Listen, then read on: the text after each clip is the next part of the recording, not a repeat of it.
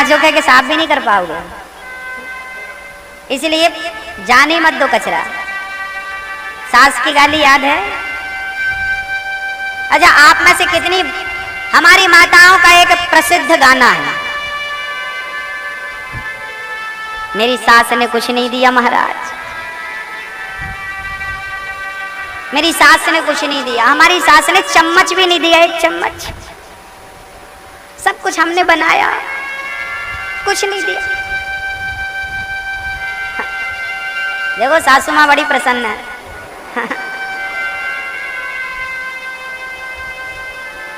बहुओं का गाना, सास ने कुछ नहीं दिया, चम्मच भी नहीं दिया, कुछ नहीं दिया। को हमारी सास ने, अरे तेरी सास, मेरी तो और खड्डूस थी, कुछ नहीं दिया उसने।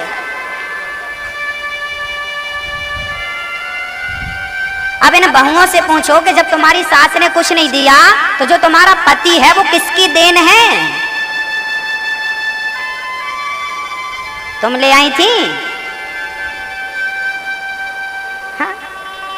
किसकी देन है बोलो? हाँ बोलो बोलो।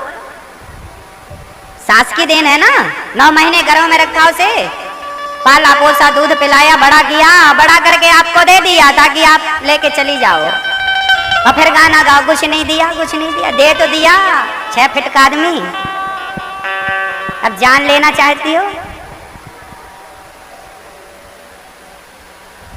जो मिला है उसमें संतुष्टि नहीं है। चम्मच के पीछे लो, चम्मच खाओ।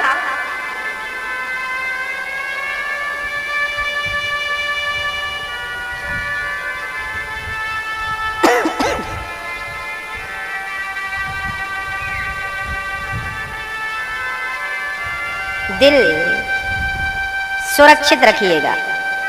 भगवान ने कहा नहीं माने ब्रजवासी मारे गए, लेकिन कृपा दृष्टि सबको जीवित किया।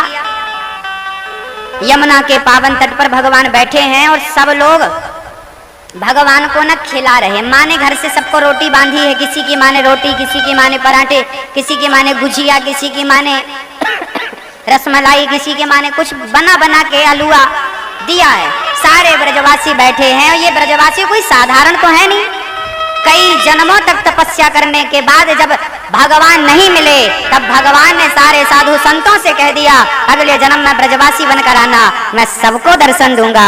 आज वही ग्वाल वाल बनकर के साधु संत आए हैं और भगवान को अपने हाथ से कोई रोटी खिला रहा है, कोई दूध पिला रहा है, कोई हलवा खिला रहा है, बड़े प्रेम से खिला रहे हैं। चारों तरफ घेर के बैठ गए, भगवान को बीच में बिठा लिया और भगवान को खिला रहे हैं। अच्छा, आप लोग भोजन करते हो तो करने के पहले भगवान को याद करते हो कि नहीं? मैया जी, ओ मैया, आप लोगों को खाते समय भगवान की याद आती है? सही। भोजन जब सामने आए तो एक बार थाली को देखकर भगवान को याद करना, प्रभु आज यदि ये थाली मेरे सामने है, मैं खा पा रहा हूं तेरी बदौलत, तेरी कृपा से। ये रोटी तेरी कृपा के बिना मिलती कहाँ है? थाली को प्रेम से प्रसाद समझ करके, उस ईश्वर का प्रसाद समझकर स्वीकार करो, और जो बना है सूखा रूखा, हरा भरा, अच्छा खाओ पियो। धन्यवाद दो प्रभु तेरी कृपा से। कृपा उसकी ना हो तो थाली सामने हो, खा नहीं पाता है ना। भगवान का धन्यवाद आवश्यक है, जरूरी है।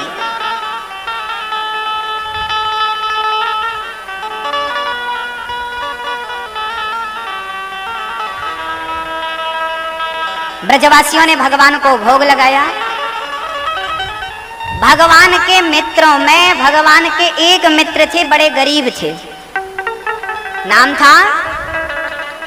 नाम था मधुमंगल। सुदामा तो द्वारिका में मिलेंगे, उज्जैन में उनसे पहली बार भेंट हुई थी। अभी तो भगवान वृंदावन में है। वृंदावन में भगवान का एक मित्र था, बड़ा गरीब था, नाम था मधुमंगल, बड़ा गरीब था। जब सब भगवान को खिला रहे थे ना, तो उसने सोचा कि काश मेरी माँ ने भी कुछ दिया होता तो मैं भी भगवान को खिलाता। देखिए, जरूरी नहीं है कि मैं भगवान को दूं, केवल देने का भाव आ जाए, बस भगवान तक वस्तु पहुंच जाती है। केवल भाव आ जाए। एक सज्जन बोले, महाराज जी भगवान तो खाते ही नहीं है, खिलाने से फायदा क्या? दाल चावल सब्जी रोटी हमने तो रखा, नहीं खाए भगवान। हमने कहा तुम्हारे घर तो हम ही नहीं खाएंगे, भगवान कैसे खाएंगे? जब तुम्हारा मन पवित्र नहीं है, भाव पवित्र नहीं है, तो बताइए दुर्योधन के घर भगवान ने खाए? दुर्योधन के 56 भोग खाया भगवान ने? और बेदुरानी के छिलके खाए कि नहीं? तो भगवान दाल चावल सब्जी रोटी नहीं खाते, जूठे बेर भी खा लेते हैं, कच्चे चावल भी खा लेते हैं। और सबरी के जूठे बेर और माँ विदुरानी के छिलके क्यों खाते हैं? जहाँ भाव की प्रधानता है वहाँ भोजन है, जहाँ भाव नहीं वहाँ भोजन नहीं है। आप भी सब जगह कहाँ खा लेते हैं? खा लेते हैं। यहाँ मैदान है, आए दिन यहाँ शादियां होती रहती होंगी, बफर सिस्टम चलता रहता होगा। आपके पड़ोस में भी कभी कभी बफर लगता होगा, तो क्या आप जाते हैं खाने? निमंत्रण नहीं आया, बिना बुलाए हम कैसे जाएं साहब? रतलाम में रोज पार्टियां हो रही हैं, आदमी चाहे तो कभी ना बनाए, फिर भी खाता पीता रहे जा जा करके, लेकिन नहीं जाता व्यक्ति। अपने घर की दाल रोटी अच्छी है, बिना बुलाए के हलवे मिष्ठान अच्छे नहीं है। तो जब हम साधारण से लोग ऐसे लोगों का भोजन स्वीकार नहीं करते जहां आदर ना हो, तो भगवान उनका भोजन कैसे स्वीकार करेंगे जिनके हृदय में प्रेम ना हो?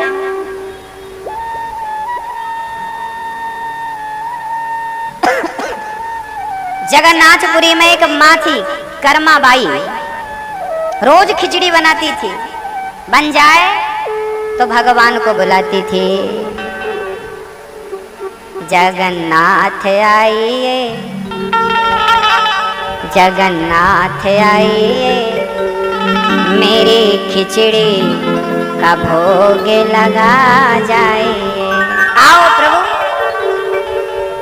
जगन्नाथ भगवान आते और कर्माबाई की गोद में बैठकर खिचड़ी खाते, चावल खाते।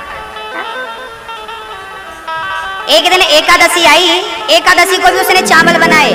कहते ना एकादशी के दिन चावल नहीं खाया जाता, पर उसने बनाया और भगवान जगन्नाथ को बुलाया। जगन्नाथ भगवान आए तो एकादशी के दिन उसने खिलाया। तब तक पुजारी जी ने सोचा आज एकादशी है, जल्दी चलो मंदिर, जल्दी आए। ताली बजाई, जैसे ही ताली बजाई भगवान को लगा मैं यहाँ हूँ, और पुजारी जी अंदर। तुरंत भगवान दौड़े दौड़े गए और जगन्नाथ बन के बैठ गए। पुजारी जी ने देखा तो भगवान के मुंह में चावल का दाना। मैया रोज खिला के मुंह पहुंच देती थी, आज भगवान भाग गए तो मुंह पहुंच नहीं पाई। लो भैया, वहाँ पुजारी जी ने देखा चावल गरम गरम है, किसने खिलाया? मैंने तो अभी पट खोले, किसने खिलाया? देखा तो बूढ़ी माँ बाहर बर्तन धुल रही थी। तूने खिलाया भगवान को? महाराज क्षमा करना, मैंने नहीं खिलाया, वो रोज कहते हैं सपने में आकर माँ बुलाया करो, पुजारी जी 1 बजे खिलाते हैं, आप जरा सवेरे जल्दी खिला दिया करो। आते हैं रोज, पुजारी जी चरणों में गिर पड़े, प्रभु हमारी हजारों पीढ़ियां गुजर गई आपकी सेवा करते, आपने हमारे हाथ का एक दाना नहीं खाया, क्या पुण्य किया इस माँ ने, इसके गोद में बैठकर खाते हो। यदि भात ही पसंद है तो आज के बाद कुछ नहीं, आपको भात ही लगेगा।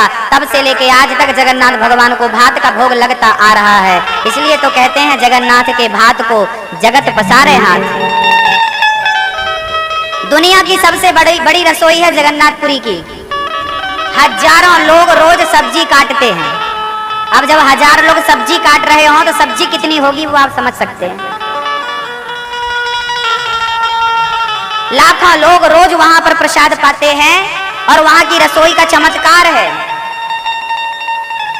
कि रसोई कभी कम नहीं पड़ती।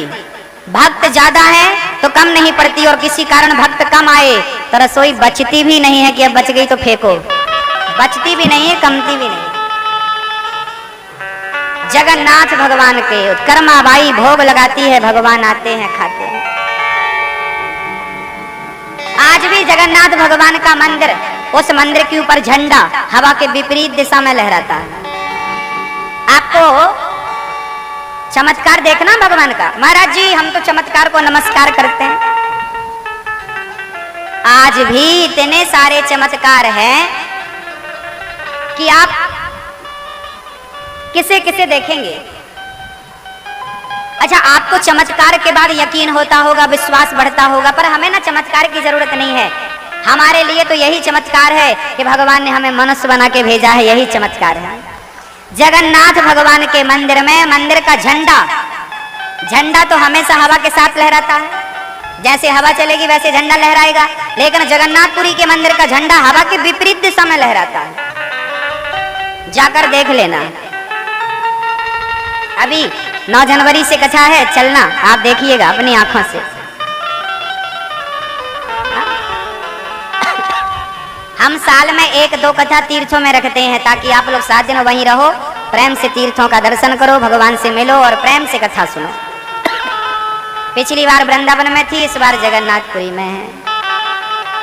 चलिएगा मैया जी, हाँ चलिएगा।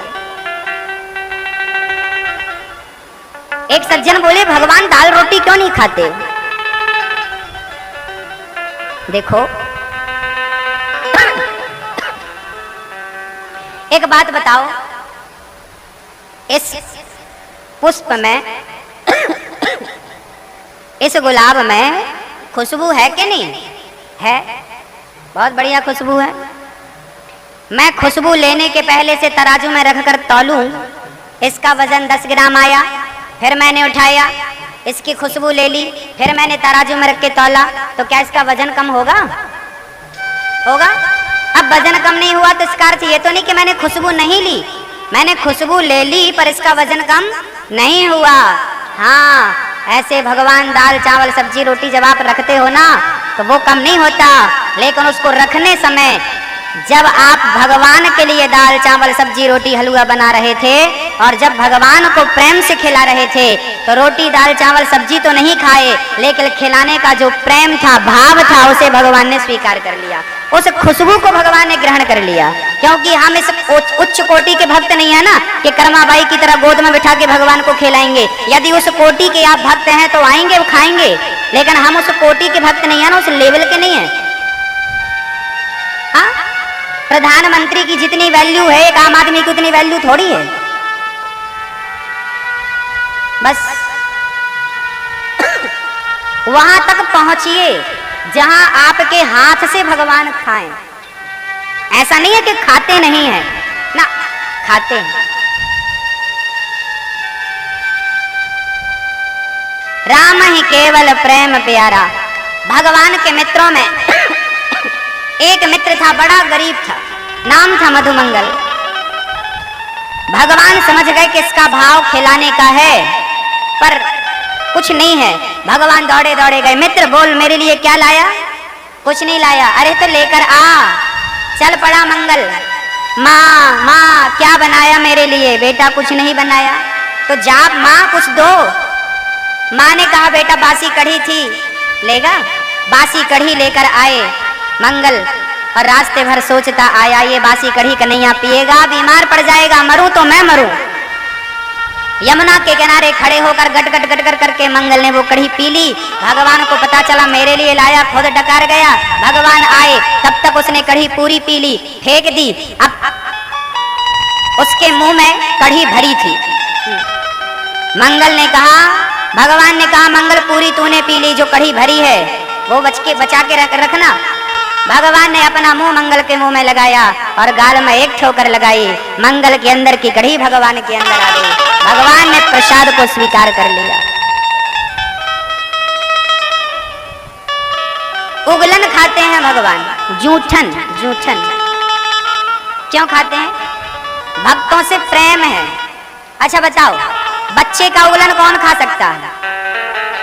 कौन? माँ। आपने देखा होगा बच्चा उगल देता है ना, उसे कोई खा सकता है। छोटा सा बच्चा दूध पीने वाला, उसे माँ खा सकती है बिना घिन किए हुए, खा लेती है। बड़ा प्यार होता है माँ। माँ जैसा ना दुनिया में कोई नहीं हो सकता। माँ माँ होती है, माँ की जगह ना कोई ले सका ना कभी ले सकेगा। आपके जीवन में दुनिया की हर उपलब्धि मिल जाएगी, हर चीज मिल जाएगी, पर माँ चली गई कभी नहीं मिलेगी। इसलिए जब तक माँ है सम्मान करो अपनी माँ का, आदर करो अपनी माँ का। माँ जैसा कोई नहीं होता, कोई।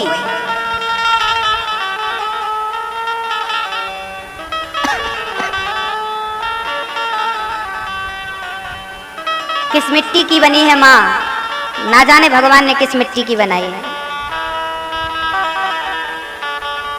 इसलिए भगवान को कहा गया है। आइए मेरे साथ जरा एक स्तुति करिए।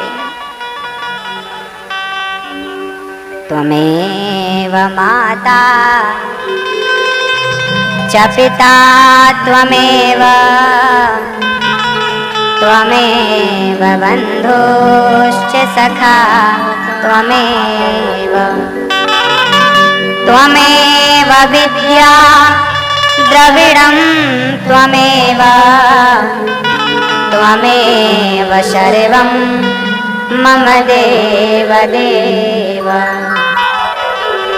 त्वमेव माता च पिता त्वमेव, त्वमेव बन्धुश्च सखा त्वमेव, त्वमेव विद्या द्रविणं त्वमेव, त्वमेव सर्वं मम देव देव। अरे आप बोलते नहीं, बोलिए त्वमेव माता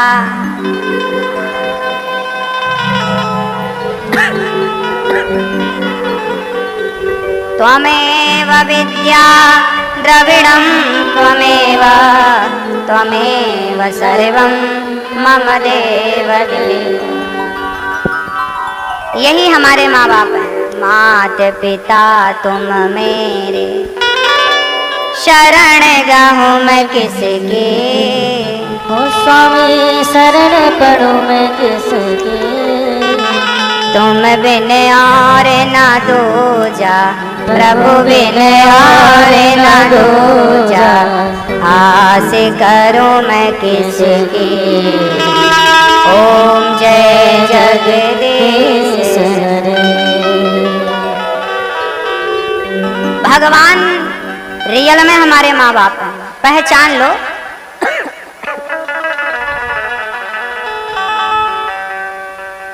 और भगवान से रिश्ता बन जाएगा ना आपका, सुखी हो जाओगे। वैसे मैं घबराता नहीं हूं क्योंकि मेरा श्याम सुंदर से पक्का। भगवान ने भक्त का उगलन जूठन खाया, ब्रह्मा को मोह हो गया, ये भगवान हो नहीं सकता। परीक्षा लेने गए, ब्रजवासियों को बछड़ों को छिपा दिया। बाद में फिर ब्रह्मा जी ने स्तुति करी, भगवान ने क्षमा किया। जब ब्रह्मा ने राधा जी से उनका कृष्ण का विवाह कराया तब भगवान ने उन्हें क्षमा किया। प्रलंबासुर का उद्धार किया भगवान ने। और कालिया नाग जल को दूषित कर रहा था। एक दिन भगवान ब्रजवासियों से बोले, आज गैया चराने की छुट्टी, आज हम खेल खेलने चलेंगे। यमुना के किनारे भगवान गेंद का खेल खेल रहे हैं। गेंद का खेल खेलते समय गेंद पर प्रहार करते हैं, गेंद देह पर गिरी। ब्रजवासी बोले, मारी गेंद लाओ। दूसरी ले लियो लाला, ना मोको वाई गेंद चाहिए। भगवान छलांग लगाते कदम के ऊपर चढ़ करके, और ज्यों छलांग लगाए गेंद लाने के लिए, काली अनांग सो रहा था। पत्नियां काली अनांग की बड़ी भयंकर कह रही हैं, भैया बेटा तो यहाँ से चला जा, बड़ा सुकुमार है, तुझे ये मार डालेगा। काली अनांग जागा, भगवान को पूंछ से पकड़ के दबा लिया। भगवान ने जो शरीर फुलाया, नस नस ढीली कर दी। काली अनांग के ऊपर चढ़ करके तांडव करने लगे।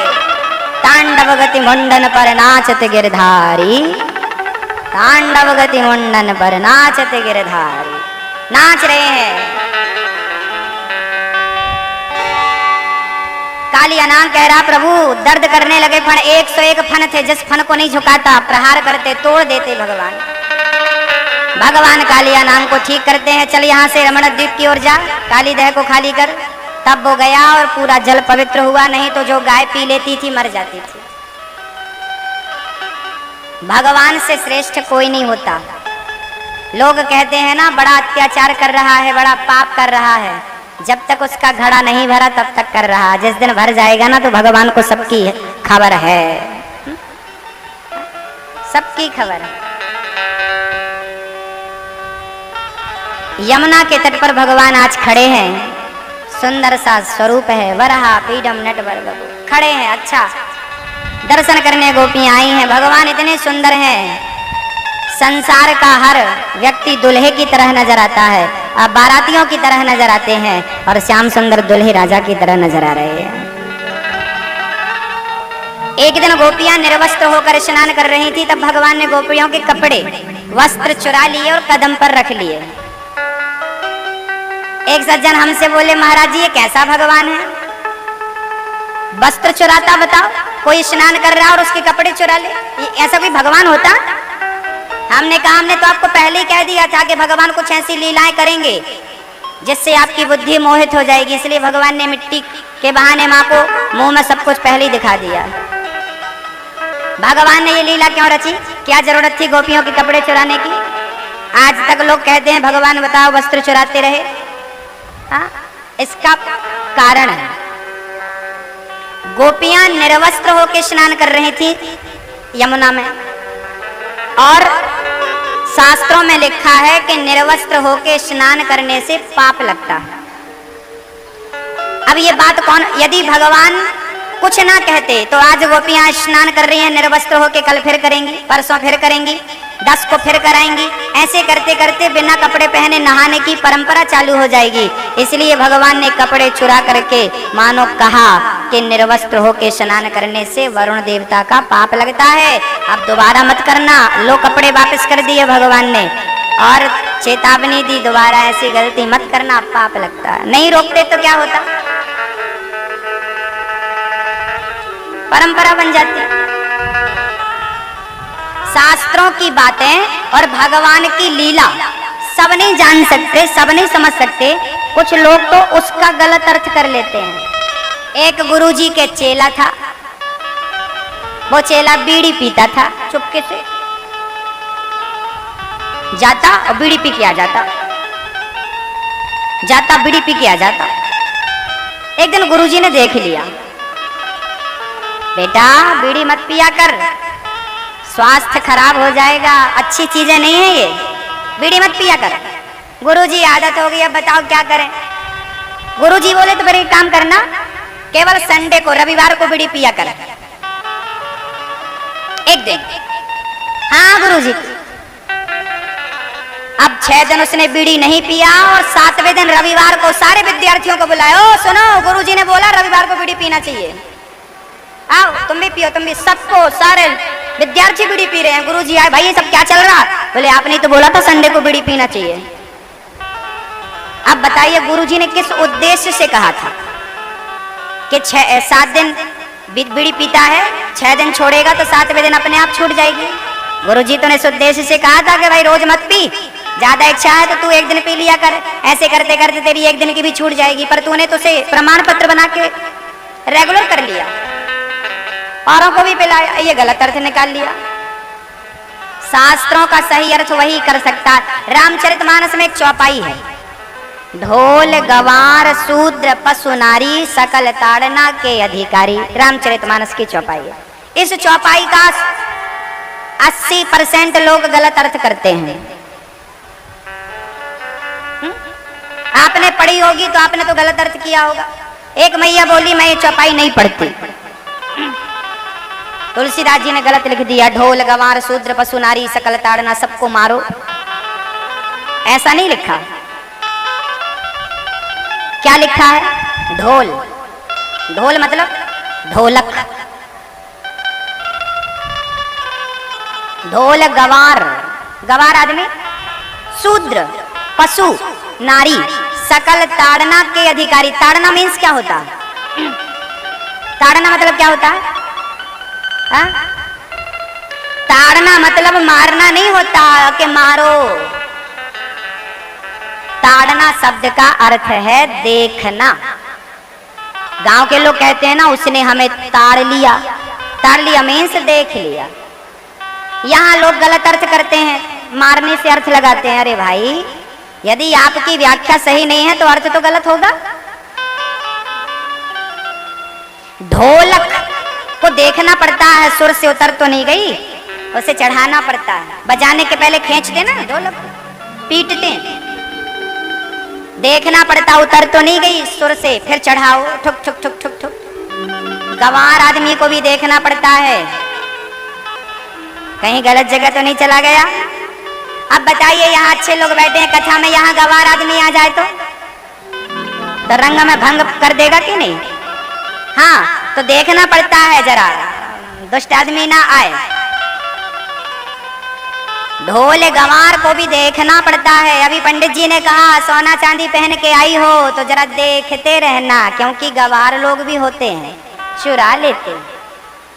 हाँ, तो गंवारों को ना देखना पड़ता है। ढोल गंवार शूद्र इंजीनियर काम कराता है ना, तो देखता रहता है साहुल मिल रही है कि नहीं, गुरुमाला मिल रहा है कि नहीं, नहीं मिल रहा भाई चलो गलत बना दिया, तोड़ो फिर शुरू से बनाओ। देखना पड़ता है कहीं गलत ना बन जाए। इमारत बन रही है, इंजीनियर देखेगा मजदूरों को, शूद्र देखना पड़ता है।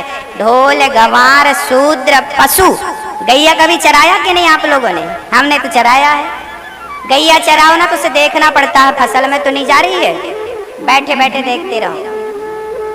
ऐसा थोड़ी कि मारते रहो, लियो डंडा मारते रहो, कोई पागल थोड़ी है तुलसीदास जी। देखते रहो, गलत तो नहीं जा रही है। हाँ, और नारी, नारी को भी जरा देखते रहो। हाँ, बेचारी सज सवर करके आती है, पति देखते ही नहीं। अरे देखो, थोड़ा तारीफ करो, अच्छी लग रही हो तब तो उसका वसूल होगा मेकअप। बेचारी इतना गहना वहना पहन आई है, साड़ी वाड़ी इतने घंटों तक सवारा हो, देखा ही नहीं तो उसने पड़ोसी के लिए थोड़ी सजा था, आपके लिए तो श्रृंगार किया था, ये देखते ही नहीं। इसलिए ये पड़ोसन को देखता रहता है। हाँ? तुलसीदास जी कहते हैं देखो अपनी पत्नी को देखो, अपनी पत्नी के सिवा किसी को मत देखो। तुलसीदास जी कह रहे हैं ढोल गंवार शूद्र पशु नारी सकल ताड़ना, इनको देखना पड़ता है। देखते रहो, देखते रहो। अर्थ सही कब होगा?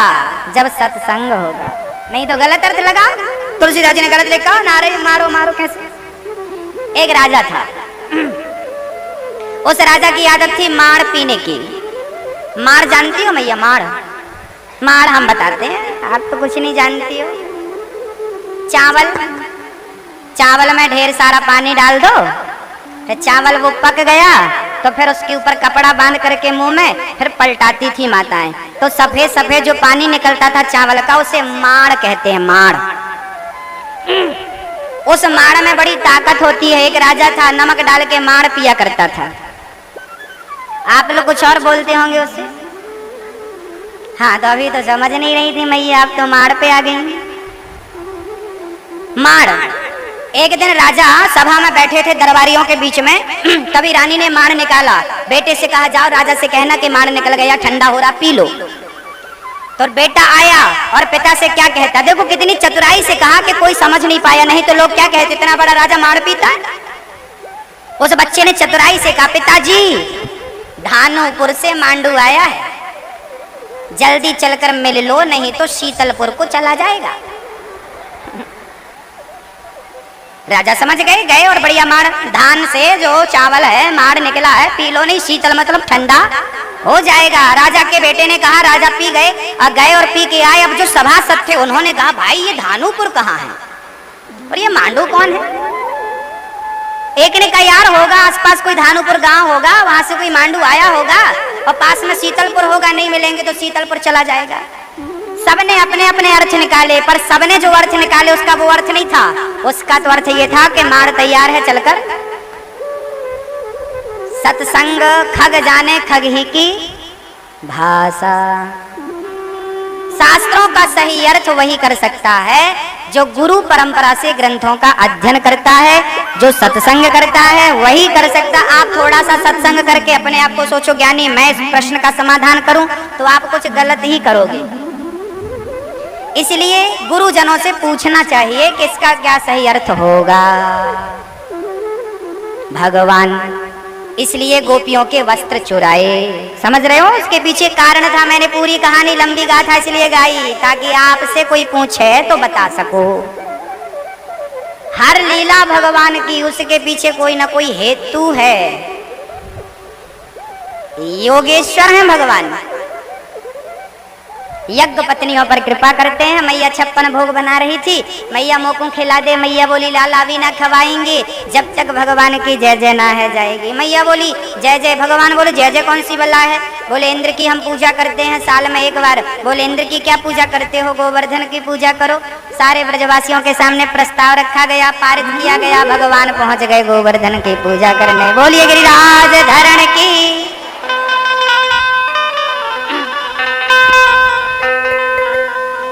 चल पड़े ब्रजवासी, 56 भोग लेकर के आइए। हमारे यजमान जी आए और भगवान श्री को 56 भोग समर्पित करें। श्री दीपक जी, श्री ज्योति जी, ये बड़े धर्मात्मा है, बड़ा भाव है।